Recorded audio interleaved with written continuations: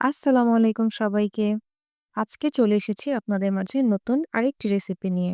আজকে আপনাদেরকে করে দেখাবো পুরান ঢাকার এক বাবুর্চির কাছ থেকে শেখা ঐতিহ্যবাহী খাসির বিরিয়ানি বা খাসির মাংসের তেহারি রেসিপি। ঘরে থাকা কিছু সহজ উপকরণ দিয়ে ইচ্ছে করলে বাড়িতেই বানিয়ে ফেলতে পারবেন রেস্টুরেন্টের চাইতেও বেশি মজাদার এই তেহারিটি। তো দেরি না করে চলুন রান্না শুরু করা যাক। আজকে তেহারির জন্য মাংস আমি প্রেসার কুকারে রান্না করব। তাই প্রথমেই প্রেসার কুকারে তেল আর সাথে কিছুটা ঘি দিয়ে দিলাম। ঘি গলে গেলে এর মধ্যে দিয়ে দিব ১ কাপ পরিমাণ পেঁয়াজ। শুরুতেই আমি লবণটা দিয়ে দিব, তাহলে পেঁয়াজটা নরম হয়ে আসবে। এখানে আমি নিয়ে নিয়েছি ১.৫ কেজি পরিমাণ খাসির মাংস, বেশ ছোট ছোট করে কেটে রাখা। আর মাংসের সাথে চর্বিও কিন্তু আমি ফেলিনি, কারণ চর্বিটা দেওয়ার কারণে মাংসটা অনেক জুসি আর খেতে অনেক মজা হয়। মিনিট ২ রান্নার পর মাংসের কালারটা যখন একটু চেঞ্জ হয়ে আসবে, তখন এর মধ্যে দিয়ে দিব ৩ টেবিল চামচ আদা রসুন বাটা।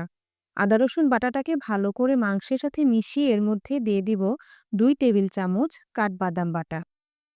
অল্প কিছু উপকরণ দিয়ে সহজেই ঘরে তৈরি করা স্পেশাল তেহারি মশলা। এর সাথে দিয়ে দিচ্ছি ১ কাপ পরিমাণ টক দই আর ফ্লেভারের জন্য কিছু কাঁচামরিচ। কাঁচামরিচটার কারণে মাংসটা থেকে খুব সুন্দর একটি ফ্লেভার আসবে। আমি যেহেতু মাংসটা প্রেসার কুকারে রান্না করছি, তাই অল্প একটু পরিমাণ পানি দিয়ে মাংসটাকে সিদ্ধ হতে দেব। আমার প্রেসার কুকারে ৮টার মতো সিটি লেগেছিল মাংসটা খুব ভালো করে সিদ্ধ হতে। আপনাদের আরো কম বেশিও লাগতে পারে। এবার মাংসটা খুব ভালো করে সিদ্ধ হয়ে গেছে। আমি এবার যে পাত্রে তেহারি রান্না করব মাংসটাকে সে পাত্রে ঢেলে নিলাম। এখন মাংসটাকে আমি আরেকটু ভালো করে ভেজে নিব, যেন এক্সট্রা পানিটা শুকিয়ে যায়। ২ কাপ পরিমাণ চালের জন্য ৪ কাপ পরিমাণ গরম পানি এখন এখানে দিয়ে দিব। পুরোটা পানি আমি একসাথে দেইনি। ৩.৫ কাপ পরিমাণ পানি দেওয়ার পর বাকি হাফ কাপ পানির সাথে কিছুটা গুঁড়া দুধ মিশিয়ে দিয়ে দিচ্ছি। এবার বেশ কিছু আস্ত কাঁচামরিচ দিয়ে দিব ফ্লেভারের জন্য।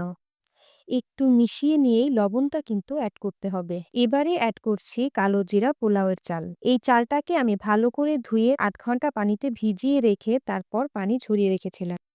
এবার এটাকে ঢেকে চুলার আঁচ বাড়িয়ে দিব আর অপেক্ষা করব পানি সম্পূর্ণ শুকিয়ে চালের গায়ে লেগে আসা পর্যন্ত। পানিটা যখন টেনে আসবে তখন চুলার আঁচ একদম কমিয়ে নিচে একটি তাওয়া রেখে তারপর এর উপর দমে বসিয়ে দিব ১০ থেকে ১৫ মিনিটের জন্য। ফিরে এলাম ১০ মিনিট পর।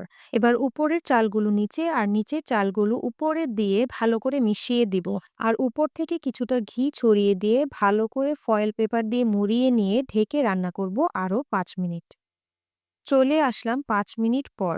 রান্নাটা কিন্তু একদম কমপ্লিট। মাশাআল্লাহ, এটা বেশ ঝরঝরে হয়েছে। আর ভেতরের ভাপ সম্পূর্ণ বের হয়ে গেলে এটা আরও ঝরঝরে হবে। সুপ্রিয় দর্শক, আমার আজকের রেসিপি ফলো করে বাড়িতে এইভাবে খাসির মাংসের বিরিয়ানি বা তেহারি যাই রান্না করুন না কেন, পুরান ঢাকার স্বাদ পাবেন ১৬ আনা। আশা করি আজকের এই মজাদার মাটন তেহারি রেসিপিটি আপনাদের ভালো লেগেছে। আর হ্যাঁ, বাড়িতে ট্রাই করলে অবশ্যই আমাকে জানাবেন কেমন হলো। দেখা হবে নতুন কোনো স্বাদে নতুন কোনো রেসিপি নিয়ে। ততক্ষণ পর্যন্ত ভালো থাকুন, সুস্থ থাকুন। ধন্যবাদ সবাইকে।